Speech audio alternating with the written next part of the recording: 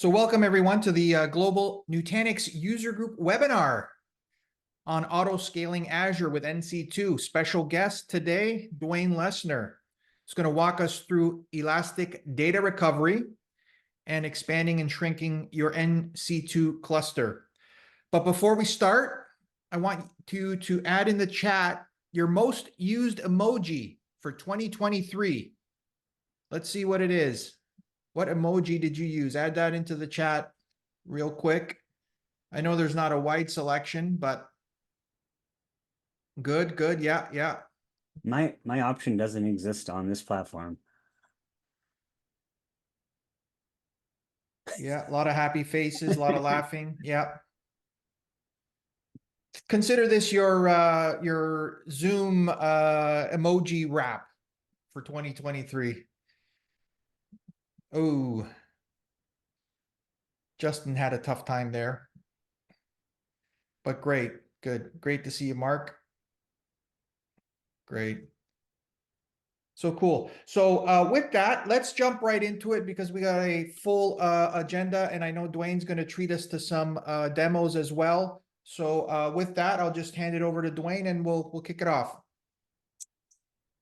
Hey everybody, thanks for joining. We're going to go through auto scaling Nutanix Cloud Clusters on Azure. There was a previous blog post and video. I actually even think there was a .next where we showcased some DR using APIs. We've since moved the APIs over to the mynutanix.com portal that can be used, and I think it's a bit more clean. So we're showcasing Azure today, but it could really be used for AWS as well. As far as questions, if you put them in the Q&A, it'll be easier for us to find them. We got two gentlemen on the call, Aaron and Matt, that are going to help out on the chat. And then if it's in the chat and we see it, we'll definitely try to answer it. But if it's lost in translation, try to get it into the Q&A. So myself, technical marketing covering our Nutanix Cloud Clusters. I've been around the block a couple times doing DR files and a former EUC jockey. So these are all things that can run on Nutanix Cloud Clusters. So if you have any questions in those areas that come up as side thoughts, also feel free to ask them as well. All right. So if you're new to Nutanix, or maybe just new to NC2, Nutanix is a platform that can run a variety of workloads. Here, we're really just talking about scaling up and down the bare metal that Nutanix Cloud Clusters use, but right, you can take any OEM, pretty much almost any OEM, a hardware vendor, and apply our software. So Nutanix became really popular for inventing the hyperconverged infrastructure space, so infrastructure as a service. And now we've been around for so long, services got added on top of that, unified storage. If you need scale out SMB, NFS, we have a great Nutanix database service that customers are using to get off the Oracle train. If you're you like to think that all these great things come to technical decisions, but on the business side, licensing is definitely a big one. And then a slew of other cloud services with Nutanix Cost Governance, which can help you reduce your spending, optimize in the cloud, and also on-prem as well. So hopefully you don't lose track of that as we're kind of get focused in on Nutanix Cloud Clusters. So an important part of architecting your environment is making sure that day two operations is, able to support what you're doing. And so Nutanix with NC2 gives a common framework, regardless if you're at the edge, you're in your private data center, or you're consuming a hyperscaler. And so by the ability of deploying our bare metal software onto either AWS or Azure, you have this common framework where you can reuse existing backup products. If you're doing scripting for your on-prem environment, you're going to be able to do it as well for the public cloud. One of the other big things is around networking space. So as we bring up your application onto an NC2 cluster, it has full IP connectivity to the rest of the cloud. Azure is a bit more unique because we have our own overlay networking, but on the AWS side, every IP that a workload gets is a native Azure IP. But so connecting to everything becomes pretty easy. Another big difference that's important is that we're deploying into your own hyperscaler account. So any security work that you've already done gets to be reused. We're pretty open on what we're doing, if anything, for changes. So it makes life just a lot easier. And though it looks and feel like a managed service, it's not. And why this is important is because you can terminate your use of NC2 at any time. You want to use it for an hour, sure. You want to use it for a year, sure. And there's licensing models that kind of reflect your consumption pattern. And then we won't really touch on it too much today, but I just want to make the point that even if you're cloud only, Nutanix Cloud Clusters can be a great home for your virtualized workloads. So EC2, as an example, has been around for over 15 years.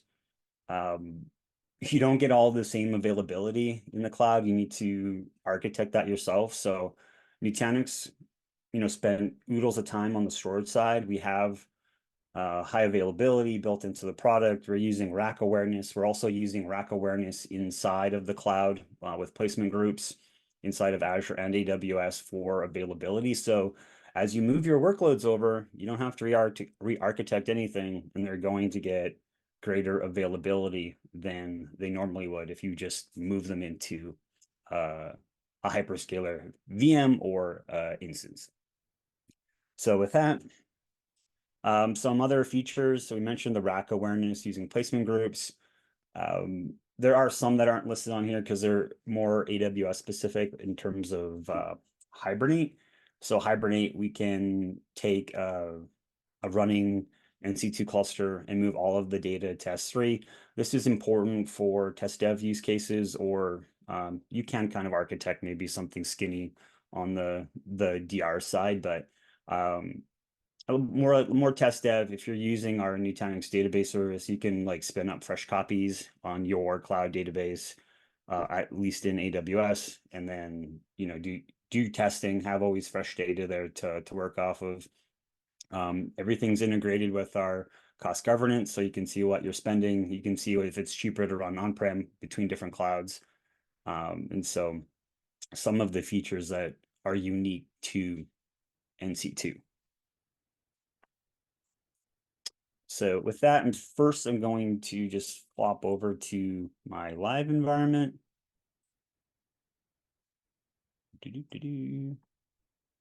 So as a customer, I guess if we actually go back one here. So mynutanix.com, every Nutanix customer would be able to get access to most of what you're going to see. I think there's maybe a couple specific things to being a Nutanix employee, but you see the cost governance, which you can get access to, but NC2, which you can start your own free trial. There is credits available from the hyperscaler of your choice to get started today. So you would click on that, and then at the very bottom here, which we'll get into a bit, we'll use this new API key management shortly as well. So flop back here. So this desktop is running in Phoenix, but this is my jump host. So this is inside of the NC2 portal. We can see that NC2 can deploy to AWS and Azure. So you have one common way of deploying. We have this AI workload that's shut down in Ohio using GPU as a good way to do testing, but our AWS cluster is actually hibernated, so the finance people don't come hunting me down. but we do have this Azure cluster up and running. And so regardless if you're not into scripting, or maybe you're only going to add or remove nodes, not very often, doesn't make sense. Pretty easy to come into here and update the capacity. You can have up to a 28 node cluster, so pretty beefy as far as deployment goes. Just hit cancel there. And then you have all of the networking information that is part of the deployment. In Azure, we're deploying a Prism Central. So a typical Azure deployment does take about 4 hours. It's similar to what other people are doing in the industry. There's a lot of moving parts to get a cluster up and running, which thankfully it's all automated. You don't have to worry about it. On the AWS side, it takes about 40 minutes at the most. And then if you have an existing setup and you're redeploying into it, it can be as short as 20 minutes to get a cluster up and running. So what we're going to look at here today, though, is this, we showed how to update the capacity. Now, back in the olden days, you'd have your organization, and you can see where you could add all of your cloud accounts. So we have an Azure and AWS accounts already created, but there is also this users tab. So you can add people through the portal, but you can add, other people. So you can see all the people that have access to this environment. But the olden way was to create an API user here. Now moving forward, we're pushing people towards this through mynutanix.com. So you can API key management, and then in here you can create your key and create a way of automatically generating a bearer token. So we're going to park that here as part of the automation side. So let me pop back here. It's like, why do we want to even do any of this? I guess is a good question. If I don't see anything in the Q&A, so boink. Pop this back up. So one of the reasons why you would want to do automation is to save money on DR, a DR use case. So you can start at a minimum 3-node cluster. You can do 1-node clusters for testing, but you wouldn't be able to expand those, but you can kind of get a look and feel. So starting super small with your hyperscaler of choice, you could also use a service provider as an example, but the auto scaling part, start with 3 nodes.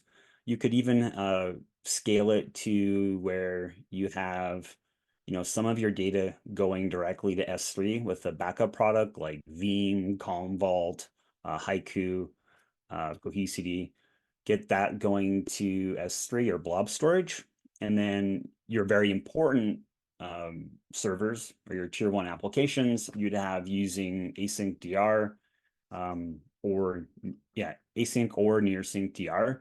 And then as those come up, you can start that failover. And while that's happening, you can start to add nodes to your cluster, and then bringing over the less important VMs, or the applications that didn't get funding. I'm sure, like, at the end of the day, if they're being used, everyone thinks they're important, but depending where you are on the pecking order. So that's one way, right? Keep your cluster, the bare metal that you're paying for, really small until you need it, because you may never need it. And I also kind of look at whether maybe you never use NC2, but if you're sending AHV supported backup to the cloud, this is like your get out of jail card that you may never use, because like at least you might not get hardware in time, but if something really bad happens, at least this is always kind of sitting there as a last resort, depending on who you're needing to report to.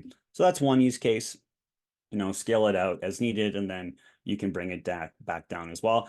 Another important note is that big organizations, we deal with financial companies. We had a NC2 EUC kind of session on our community podcast where we talked about large organizations wanting to share a same golden image with for their EUC environment. So the ability to have one image, but in Azure and in AWS, that you could have these small pilot-like clusters running, and then depending on the outage or use case, ready to deploy. So the great thing about doing or bursting, the Citrix Broker is doing all of the hard work for you. It can connect to Prism Element, which is just a normal Nutanix cluster, which is NC2, but it can also connect to Prism Central, which is needed for connecting to an Azure environment. So we have those Citrix plugin available.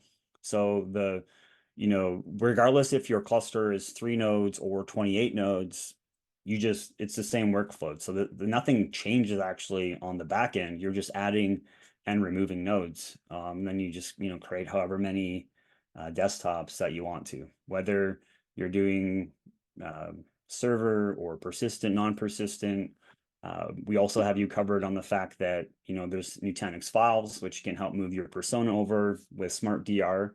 So it is an end-to-end solution that you can use for this. So with that, I'm just going to check one thing here. And then we're going to get into the nitty gritty of how the heck we're going to do this. So the details. Dun, dun, dun.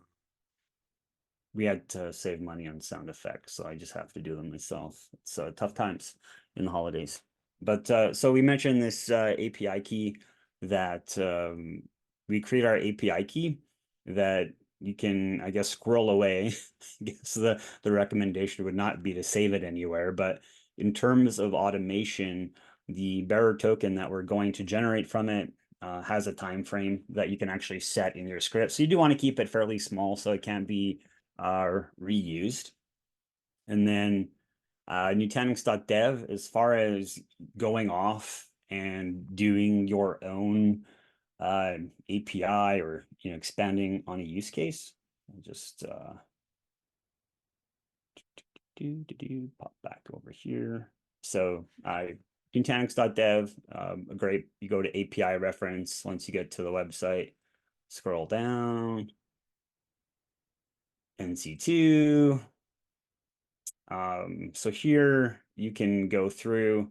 It has code for, well, this is redirecting you to the other documentation for setting up authentication, but you can go off here, get all of the API information and sample code that you may need.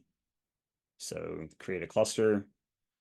It might be something that you want to do.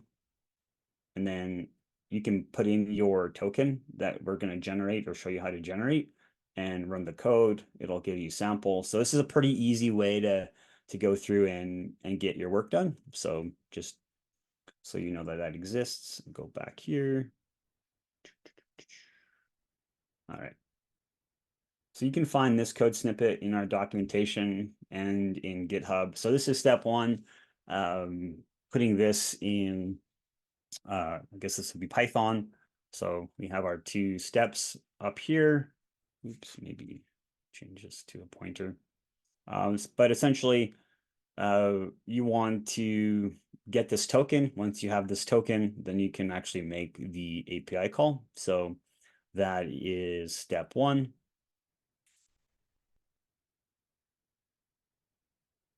Now, these slides are going to be available. I think we're going to send them out as a PDF, but I could probably wrap up the code somewhere. So this URL here is the new V2 API for NC2 that we're hitting. We're taking our token code and shoving it in this token variable.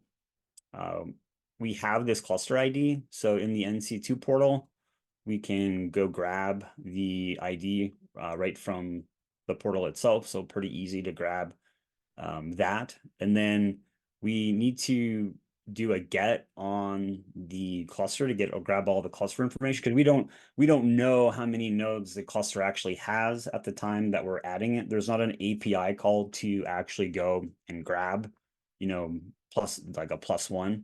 So we grab our cluster information, and then here it returns it as a JSON file, and in JSON, every different like step level is like an array. And so here there's the data. So it's kind of squirreled away the number of our hosts if you looked at the response. So 1, 2, 3. So it's like 3 levels down. And then we're grabbing the number of hosts. Once we have the number of hosts, it's in this cap variable. Why put cap? I have no idea. So +1, it's going to add the node. So we would take this same code base if you wanted to remove, if you wanted to scale down, just -1, and everything will work the same. In Azure, it's a bit different, or in Azure, there's today only one node type per region. There's 2 different models, but you can grab that from the portal about the details. So once we're ready, we have this new JSON built with our new cap, new node count. Then we send the request, and then we're going to see the add node come up in the portal. As far as kicking it off, there's a variety of ways to do it. You could, a Lambda function, or I guess Azure functions, you could go in and add this code into it.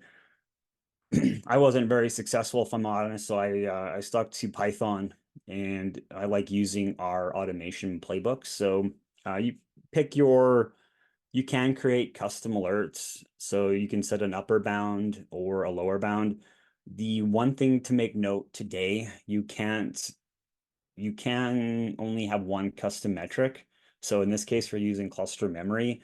So when I get to the playbook section, I need to actually do both the scale up and scale down from it. Typically, I would recommend only using one, like only do one function in a playbook, like separate them out. But because of the constraints of our custom alerts, you kind of have to do both together. So we have our on-prem environment, we have our Azure environment, and we are going to use this custom alert, which we'll take a look at. Playbooks themselves are intelligent operations inside of Prism Central today. There's actually a wide variety of things, and we're actually going to go through this in our next community podcast, some of the new features that came out with math functions and REST API calls. But here, we're actually using the SSH. So we're going to, based off this alert, and if we look here, change this pointer, feel like a professor and I get to use the pen. So here we're alerting at 80%. We're going to do a critical, and then we have another alert. We're going to do a warning at 50%. In my code, I believe it's 20%, but on the screen. So when it gets to 80, there's going to be a critical alert, which we can then take action on. Then the action is to run SSH into a machine and run a command. And that command is going to be our Python code. Yeah, so here's just another screen that you can do the custom alerts. We'll take a look at this. Actually, we can go look at the live environment.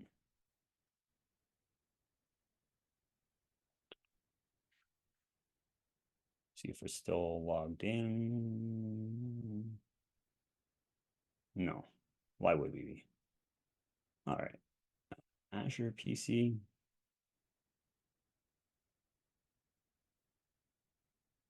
Oh, must still be cached.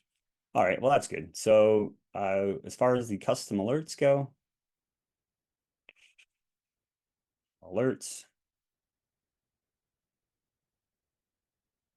and then alert policies, we have user defined. So I have this, you could just create it, but we already have this one created. It's probably not named the best, but so here we got 80% and 20%. And then once we have this alert set up, we go into intelligent operations, which I've not been accused of too often in my career. We have time, I can tell you about how I destroyed a bunch of databases before a long weekend. But all right, so playbooks. So we've created, these ones are basic ones that come with it, but expand and shrink our cluster. If we take a look at it, we'll do an update. So we're triggering off this alert. And then you can see here that we have the critical and warning because we want to take action on both of them, like one for when we hit 80% to add a node, and when we hit a low value, remove a node. The system's smart enough that it's not going to, once you get to 3 nodes, it'll error out on the removing any additional nodes. So in our first if statement, we're alerting on severity. So, and the value is critical. So if we are running out of memory, then we have a virtual machine that we're going to run this Python code, expand, and then the same for severity equals warning. And then basically I just switched the plus sign for a minus sign and done.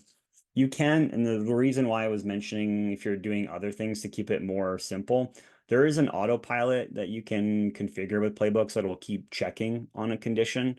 So that can also be pretty beneficial. So we'll close this out. Close. Now going to so now we're actually going to run the demo. It actually is recorded because adding nodes take a while. And one thing to mention is that the alert is only checked like in a 5-minute window. So there could be a gap of time. Like it's not going to happen like it hits 80% and it's firing. I guess there's a chance that it could hit it like, you know, in the next 2 seconds and you're good, but it could up to be 5 minutes before it's going to start adding the node. So let's go back to here. So we have our cluster. We can see the IPs of the nodes themselves. Same environment that we were working from. We can see our playbook. On the infrastructure side, we have a bunch of desktops that we've preloaded. I guess most of them, there's some from our Citrix environment, but then some I just cloned out to, you know, really just meet the CPU requirement. So we're going to power these on.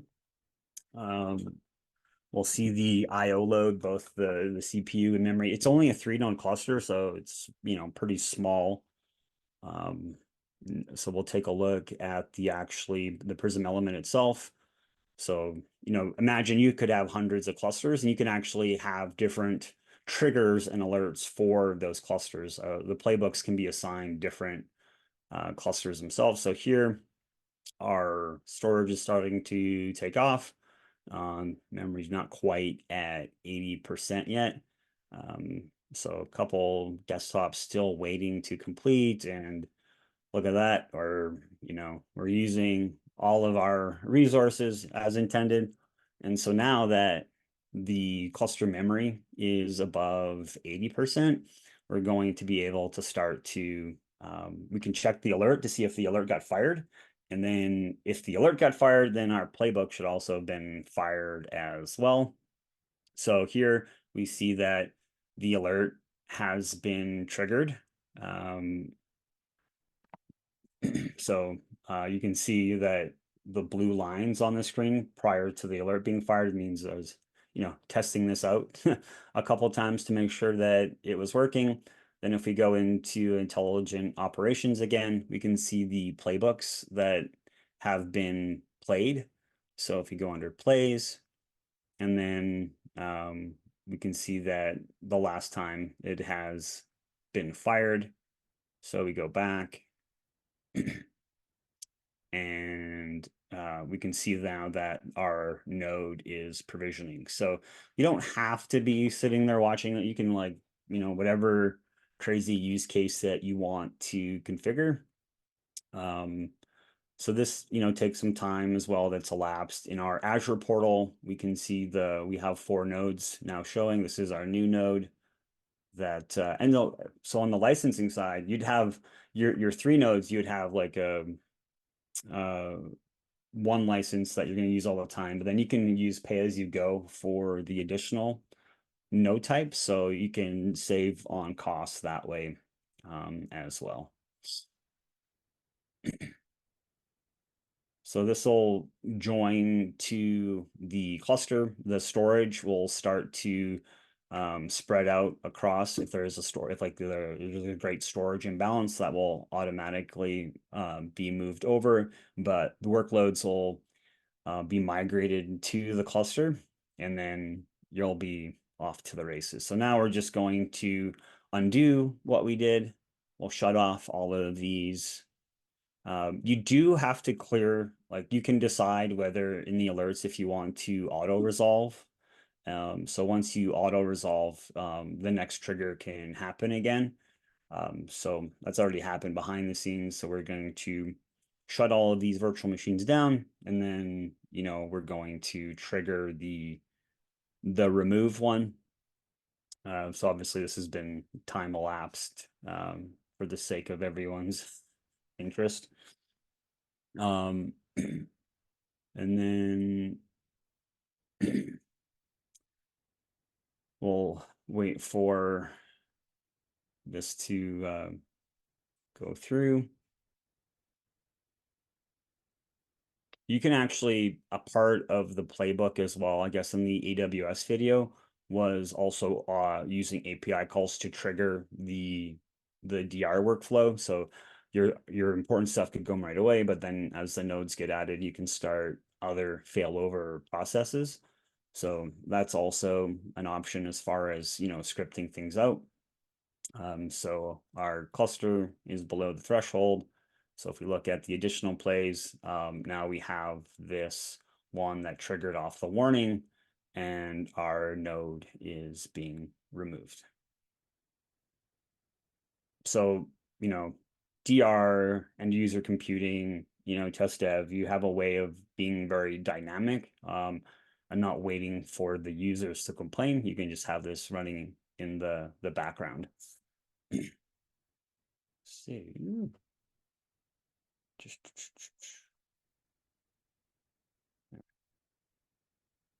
And then as far as consumption models, you can, if you have extra Nutanix licensing from on-prem, you can definitely move it across. We're flexible that way, but you can also pay as you go. If cloud commit, if you're kind of know periods that you're going to be bursting, you can do that as well. Azure, you can today, it's available in the marketplace. Same with AWS as well. If you want to go that route, spend cloud commit. If you have cloud commit spend with Microsoft, it's going to count towards it. And you also get all of the hybrid benefits. So moving older applications over, there's also benefits of moving SQL over. And yeah, that is how you can auto scale your environment.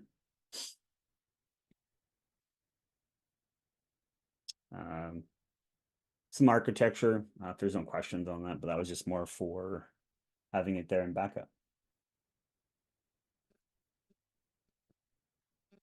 All right, so looks like there's some questions in the chat.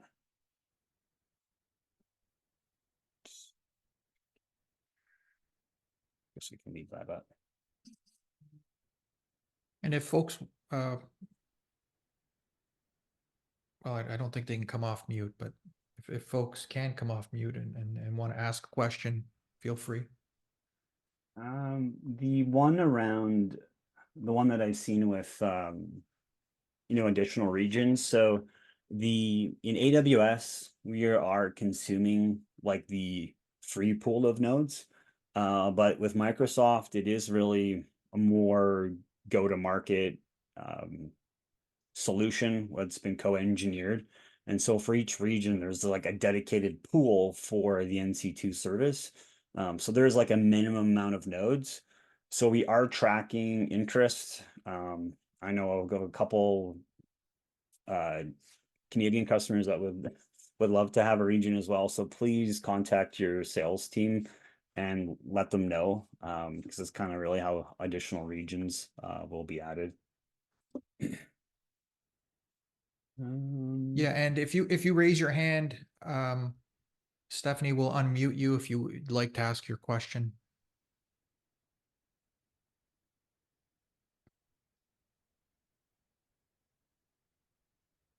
hopefully someone's watching. I'll answer this other one around. We have an on-prem cluster running ESXi, wanting to do NC2 cluster to recover large SQL databases rapidly.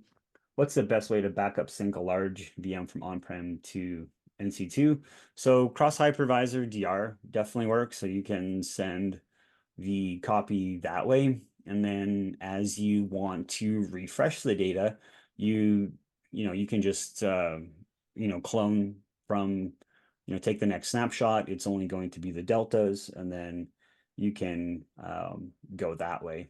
So that would work regardless. You don't need the Nutanix database service to do that. You can just do that with Nutanix DR. If you're going to AWS, then you could use NDB. Right. Just using my other screen here to look at the chat. I think those have been answered. There's a question in the Q&A, Dwayne. Oh, all right.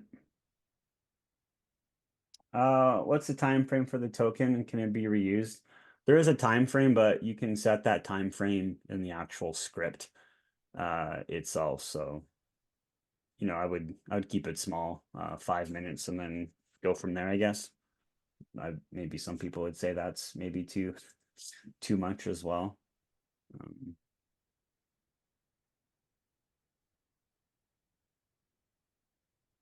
I guess a question about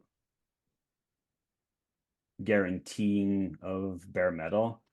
So in Azure, we work with Microsoft to keep pretty strong tabs on it. I guess it's still possible. I don't think it's happened today on the Azure side, but definitely in AWS, different node types would run out. And I think the beauty of our solution is that we do have heterogeneous cluster support. So you can actually mix and match the node types, which get around the issue. So you can add, like if you're in the i3 family, you can add an i4, vice versa, to really get you out of those situations. So that's definitely a good catch. Okay.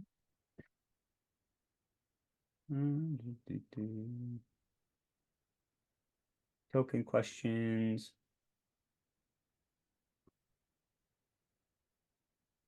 I don't know if Matt or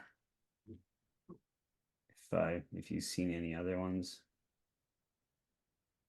Haiku. Can large VMs from on-prem to NC2? Yeah, I guess that's more of a statement. Yeah, Haiku. A lot of great backup vendors. If they can, some vendors can actually take an ESXi backup and back it and restore it into AHV. So I guess that, I probably wasn't clear up front. The NC2 side is only running AHV, but there are vendors that can do that from a backup perspective along with change DR. And then as far as DR workflow goes, well, you can use like data protection in Prism Element from on-prem to AWS. There's no requirement as of today in PC. We did announce support for IP preservation, so you can actually stretch your on-prem environment to AWS. We've always had that in Azure with flow networking, but now that's also doable with AWS. So you don't have to change your IPs, which is important because, application people probably, this app's probably been running for 10 years or more. And if you change the IP, God only knows what you're going to wreck in that process. I think it's beneficial to have a discussion because I don't think it's always the bee's knees as far as, like it'd be great if you could have, DNS working, but that sometimes isn't the reality of the situation. Yeah, so we're gonna go here. If we go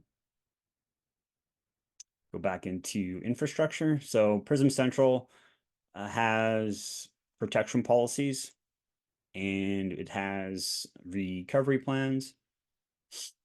So in this recovery plan, where the protection policy is just setting the replication schedule, and then on the recovery plan, this is actually, you can set, so we're going from on-prem into Azure.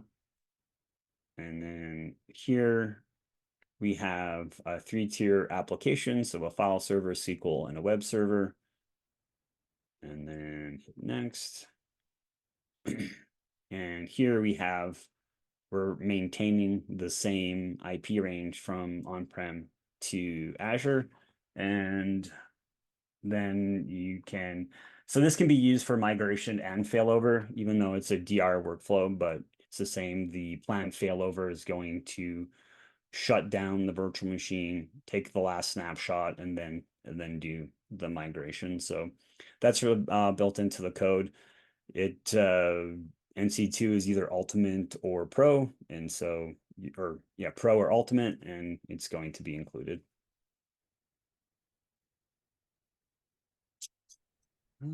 I think that is it. I think you got it all. All right. Over to you, big guy. Good stuff. Thanks, Dwayne. Just a few items before we let you go. We are announcing the winner of the raffle on Twitter. So check out at Nutanix Nation to see if you won. Also check out the Nutanix community to continue the conversation. Any questions you have, just pop them in the forums. It might have already been asked, answered. It's a great place to stay informed. Finally, in between these webinars, we do have a community podcast, and Dwayne is the main host on that, and it keeps you updated on everything Nutanix. So something you may want to consider subscribing to. And finally, I hope to see all of you in Barcelona in May 21 to 23. That's our .next conference. Love for you to stop by the community lounge. A lot of our education and certification folks hang out there. The Nutanix user groups leaders hang out there as well. So great for you to come up to us, introduce yourself, and just have a chat. We'd love to see you there. So I think with that, we'll end it here, and thank you for joining, everyone.